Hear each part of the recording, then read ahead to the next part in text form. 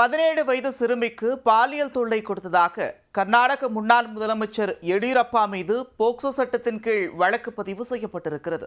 சிறுமியின் தாயார் அளித்த புகாரின் பேரில் கர்நாடக போலீசார் வழக்கு பதிவு செய்திருக்கின்றனர். எடியூரப்பா எல்லை மீறினாரா? கர்நாடகா முன்னாள் முதலமைச்சர் எடியூரப்பா மீது பெங்களூரு சதாசிவம் நகர் காவல் நிலையத்தில் போக்ஸ்கோ சட்டத்தின் கீழ் வழக்கு பதிவு செய்யப்பட்டுள்ளது.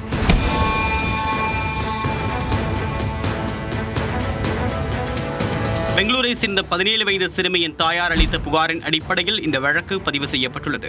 கடந்த பிப்ரவரி 2ஆம் தேதி ஒரு உதவி கேட்டு 17 வயது சிறுமியை அழைத்துக் கொண்டு அவருடைய தாயார் எடியூரப்பா வீட்டிற்கு சென்றதாக கூறப்படுகிறது. அப்போது சிறுமியை தனி அறைக்கு அழைத்து சென்ற எடியூரப்பா பாலியல் தொல்லை கொடுத்ததாக குற்றம் சாட்டப்பட்டுள்ளது.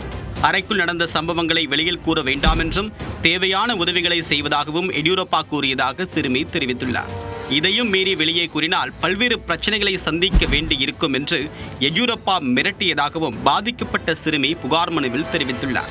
இந்த புகாரின் அடிப்படையில் பெங்களூரு சதாசிவம் நகர் காவல் நிலையத்தில் எடியூரப்பாவிற்கு எதிராக போக்ஸ்கோ சட்டத்தின் கீழ் வழக்கு பதிவு செய்யப்பட்டுள்ளது.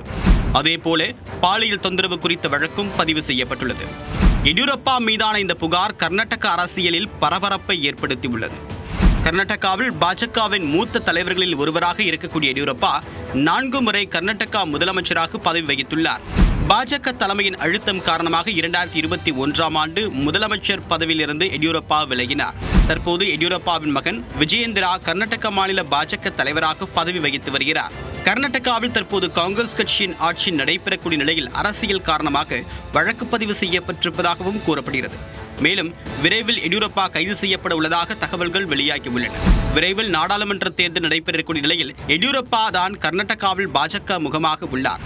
அவர் பிரச்சாரத்திற்கு தயாராகி வந்த நிலையில் இந்த வழக்கு அவருக்கு பிரச்சனையாக மாறியுள்ளது. நாடாளுமன்ற தேர்தல் நெருங்கக்கூடிய வேளையில் 81 வயதான எடியூரப்பா மீதான பாலியல் குற்றச்சாட்டு கர்நாடக அரசியலில் பெரும் சர்ச்சைகளை ஏற்படுத்தியுள்ளன.